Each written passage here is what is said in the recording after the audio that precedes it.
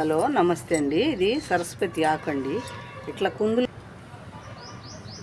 ఈ ఆకుని ఎంతమందికి తెలుసు చూడండి. సరస్వతి ఆకు ఇది ఇట్లా కుందుల్లో పెంచుకొని రోజుకు 2 ఆకులు తింటే షుగర్ బీపీలకు కూడా బాగా పనిచేస్తుంది. తినలేని వాళ్ళు బాగా 1 కేజీ ఆకుల దాకా తుంచుకొని నీడన ఆరేసుకోవాలి, శుభ్రం చేసుకొని.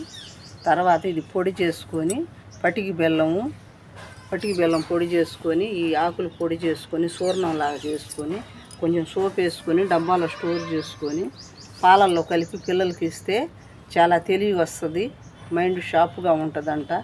తెలివితేటలకి సరస్వతి ఆకు అంటేనే అమ్మవారు స్వయంగా ఆ తల్లి దీవెనే ఉంటుంది. ఈ ఆకులు చూడండి ఇట్లా పెంచేసి అప్పుడప్పుడు తీస్తాను మేము కూడా పెద్దోళ్ళం కూడా తాగుతామండి. ఈ ఆకు చూర్ణాన్ని పొడి చేసి ఈ ట్యాప్ చూపిస్తాను వీడియో చేసేటప్పుడు.